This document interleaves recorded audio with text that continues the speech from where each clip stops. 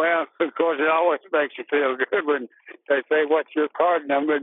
And a lot of them want to take pictures of it and this and that.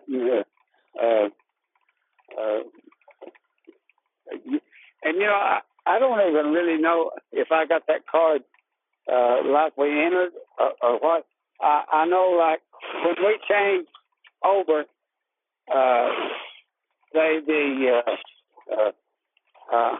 I'm thinking Charlie Cobbett was the secretary then, and one went to hollering this and that, and he said, "I'm going to tell you what I'm going to do when I get ready. I'm going to take you as you enter, and that's the way you're going to be." And Todd Watley was standing there, and he got number 1. I remember that. And I remember Tater, who just passed away, he had number 6. So what would you say the biggest difference between pro rodeo now and pro rodeo back in the 40s and 50s is? Well, of course, we all knew each other back then. You know, we all rodeoed together, and we was all there. Today, most of them boys just come in and ride the bareback horses if they have enough for bareback riding, and then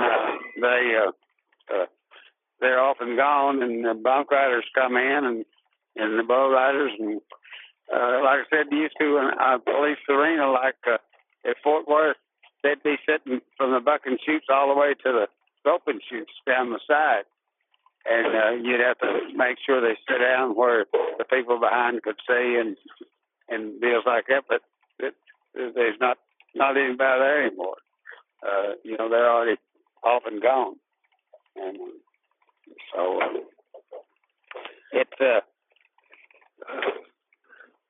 I don't really know how to explain it, except there's really not that many cowboys. You know, well, what is Springdale last year? We thought they was going to have to call part of it off. I know Neil was going to take some horses down there, and they called him and told him they wouldn't need them. And they finally got enough to put together to have it, and that's a rodeo adding 10,000 even. Oh, wow. And you can't get enough cowboys to get on. You know, that's getting pretty rough. But, you know, Lord, if they added 200 or 500 or something like that when I was rodeoing, that was we thought we was getting somewhere. You competed in every event except for team roping, since it hadn't really come along until after you'd retired from rodeo. Yes, sir. Why did you compete in so many different events? I mean, there's a lot of difference between all of them. So, well, I like money. That's a good reason. What would you say was the hardest one, do you think? You know, I loved every one of them. Bull riding was the first one I quit, but I went to Cuba. Colonel Jim Eskew put a rodeo on over there, and I went over there, and it was on the ballpark, and I turned the steer over and kind of mashed my hand, and it didn't ever really have the grip. If that rope got out on it, it really took a hold of me. So I kind of backed off the bull riding first, and I laughed when I got to San Angelo one year, and Rosemary and Joe Decker with Rosemary Tompkins, who's Coburn's daughter. They were the secretaries, and they told me, said, "Oh yeah, we were short of bull riders. We had to put you in a bull ride." So you know, you don't do things like that now. And I just was looking at the rules today, and I don't know if you ever saw a little cigarette package they used to get to roll their cigarettes. Oh yeah. Uh-huh. Well, that was about what our rule book was when I was rodeoing. You know, we didn't have many rules, but today there's so many rules and things that it's just, I don't know, it's kind of unreal. But I don't know. I'm sure you don't have any pictures of it, but I threw a Mexican fight in bulldogging. Oh wow! And Clem had a movie of it, but Donna can't find it. But I do have a couple of pictures. Oh wow! And when I threw that bull, they stood up, throwed their hats in the ring, and hollered, "You could be president of old Mexico." It was really something. And I can still tell that because Don was still here and Marvin Paul, he was down there that year. Of course, he gets down telling about it, but and I was a little while doing it, but Clem told me I couldn't, and finally he said, "Well, it'd be wonderful if you just try it," and I did, and actually got it done. And I had a little help from upstairs, I guess, because it was. But anyway, it was a thrill to do it. Clem was a very close friend of mine. I've known him for a lot of years. Cool. I was hoping you could tell me a bit more about your experience competing both under the Cowboy Turtles Association and also under the Rodeo Cowboys Association, too. Like, what kind of changes did you see over the years? What was it like and all that? Well, the main thing was we didn't have sometime we'd stand in line after it got along a little ways, trying to get a phone and, to enter till they come up with that entering deal. And you just never was short of cowboys hardly. I don't hardly ever remember us having a rodeo that we didn't have enough cowboys to put a rodeo on. I remember Tater Decker, Jim Shoulders, and me. There was somebody else joined the Turtles out there, and when the Turtles was operating, any member could join you up and take your dues. Oh, and wow. We was talking one time, and they, we really never did find a lot, except that we did, we did join the Turtles, and I don't know if they ever really had any record of it. Oh, do you remember how it went about you getting into the Turtles? Did somebody invite you, or did you call them up and ask? Or? Oh, well, I like Neil. I remember Neil. He was in Tulsa, Oklahoma, and he won the bull riding. And he went to get his money. And I think Charlie Broadneck, Charlie Kopp was judging. And he asked him, he said, "Where's your card?" And he said, I don't have one. And he said, "Well, you can't get no money unless you got a card." Pardon me. So Neil, he paid his dues and got his money. The dues was $10, and I think he won about $200 or something. Oh, yeah, that sounds like a good trade. yeah, that's what he asked Charlie. Said, "How much is the dues?" He told me, he said, "Well, I'm gonna pay my dues," and so he collected his money. But cool. So how did you end up joining after that then? Pardon? So how did you end up joining the Turtles then? Well, I don't really remember. I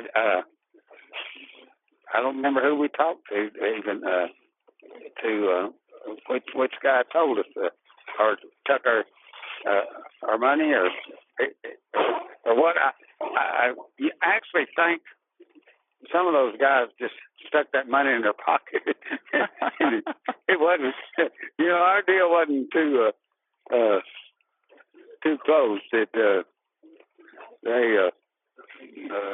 Well, we just didn't have that many rules. It was pretty casual? Yes, and if, I oughtn't to say this, but our judges kind of knew that they better keep it straight or somebody's going to whip his butt. He didn't. There wasn't no such thing as you couldn't fight or any of that kind of stuff. And Bud was who I had to fight with, but I was trying to get out of it because I was scared. I didn't have no money or anything. And Bill is the one, Bud's brother, told me if I didn't go with him or fight him, he's going to whip me himself. And like I said, it sounded like a way better deal Bud than it would with Bill. So we all loaded up, went out to rodeo grounds, and Bill was the referee, and I think Jack Favors and Bill was my seconds. We sitting in the back seat of the car, and Larry and Frank Finley and Bud was in the front seat. And on the way out there, Bud said, we need to make the rules for the fight. And I said, well, they're yours. He said, anything counts. And he just went out there. And I think the bartender went too. I think they closed the joint down. Everybody went to the arena to the fight. But anyway, everybody said we'd fight again, but we never did. We wound up good friends. Yeah. So did the fight happen, or was it? Oh yes, we definitely had a fight. Yeah. Oh man, was it like a boxing match? Well, it was really hard to say this because I know you'll overprint it, but I didn't think the fight. When we got out there, he hit me right back in the mouth again and busted my mouth some more. But then I kind of come to myself, I guess, and he come up to me the next time, and I knocked him back. He just scooted back across the ground, and he came back again, and I knocked him down again. And then he just run into me and grabbed me, and I kind of, with his running to me, caught him and kind of stuck him up and turned him in the ground. And air come out of both ends of it. And he looked up at Bill and said, that'll bring it from you, won't it? And I told him, I said, Bud, I'm going to let you up to your cat fight. And he said, if I had you where you got me, I wouldn't let you up. But anyway, we wound up being good friends. Oh, that's awesome. It never got anything. Well, that was in the early 40s. Oh, wow. Tucson, Arizona. Oh, man. I think I was 17 or 18. Long after that, you headed over to New York, and I guess there was a big rodeo there, and you told me you had rode it was like 50 performances, and you rode 15 bareback horses, 14 saddle broncs, and 11 bulldogging rounds. Was there anything else that you competed in while you were there? 15 bulls. And 15 bulls, okay. And 53 wild horses. And was that at Madison Square Garden? Yes. What was it like to ride there? That was like the golden days of rodeo, I guess. That was my national finals, really, kind of. And I was very disappointed. I should have won the bareback riding that one year. I don't know what the record shows, but I'm sure I was in the lead for the bareback riding, and I had a good horse drawn, and they sent those horses out to get fresh air, and they sent this horse out. He flew brittle, and now my aunt rode him. He was sure not the second horse. But anyway, they didn't get him back in, and they drew me a wild horse. They probably had been in the wild horse race early in the rodeo, and he fought the sheep real bad, and I missed him out. And one judge gave me a jump, and Carl Dorsey wouldn't give me a jump. And he told me if I'd have caught the mane, he'd give me a rewrite. So it cost me a lot of money. Oh, man. And you competed and rodeoed with a lot of guys that are in the Hall of Fame. Like you had Neil Gay, Casey Tibbs, Merle Stark. And the story you told me about Casey's Cadillac, I thought the readers would really enjoy listening to you talk about that, too. I guess the brakes went out. Yes. Yeah, we run through the filling station. So what happened when you crashed his Cadillac? Like you said you were driving and he was napping in the passenger seat? Yeah, he was sitting there beside me in the passenger seat, yeah. He had his little pillow strap around his neck. But when I left the ground and hit that bump, he lost it. He went hollering, stop, I've lost my pillow. But about that time I went through the filling station and took up some gas pumps. Old folks went around hollering it's going to blow, but it didn't blow, so we got out of that. Oh, and what did he say after he crashed his Cadillac? Do what? Oh, what did he say after he had crashed his Cadillac? I mean, that was the vehicle to have back then. Well, I had an old Cadillac, and he said that, and I called my wife and got it, and he said, I'll get even with you, I'll wreck yours. but he didn't. We got by, he didn't wreck mine. So, anyway, And, yeah, he said he was quite a prankster on the road too, right? Oh yes, definitely. What kind of things would he do? Anything like we was on an airplane one day. I think we was leaving that one day, Los Angeles Bill flying to St. Louis, and Bud was been drunk and he was sitting there laying about asleep. He gets out the shaving cream and puts it all over him, shaves, and then hollers at the steward he's gone mad and kind of stuff like that, and puke in the deal behind the, where your bag is behind the seat, and then go to make it out like he's going to puke, point to the stewardess to reach in there and get it for him, and just crap like that. He was always good.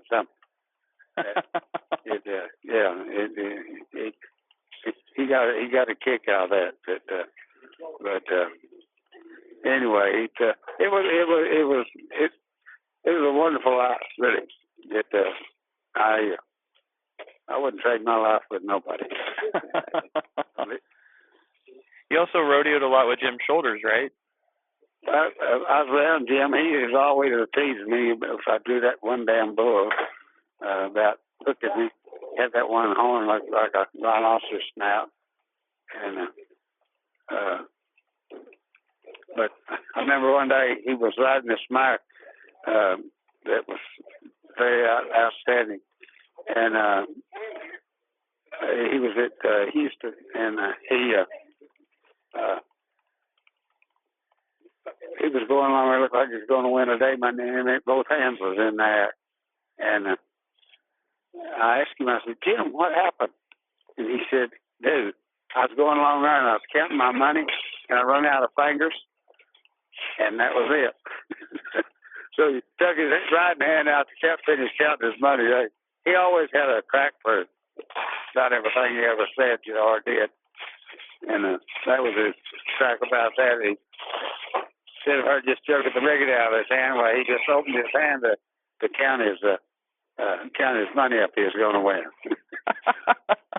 Oh, I wish I'd used that line. That's fantastic. Yeah. He was. Oh man! Out of all the experiences that you had competing in rodeo, do you have any favorites that really stick out, or a favorite part?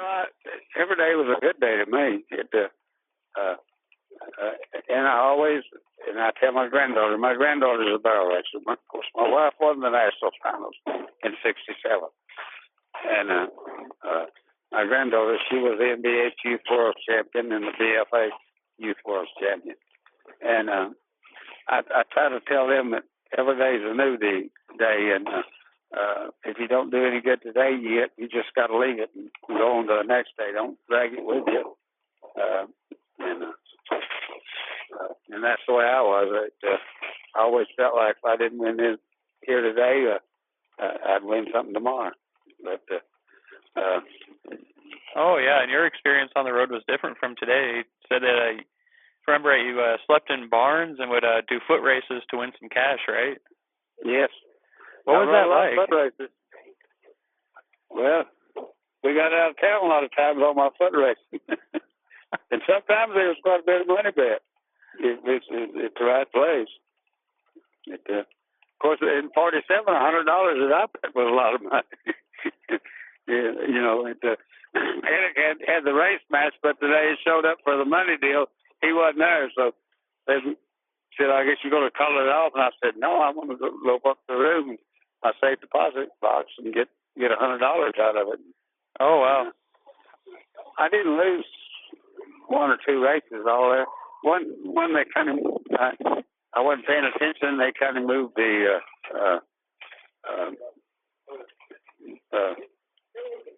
line, and they moved up off the line, and I kind of slacked up a little, and this guy run by me.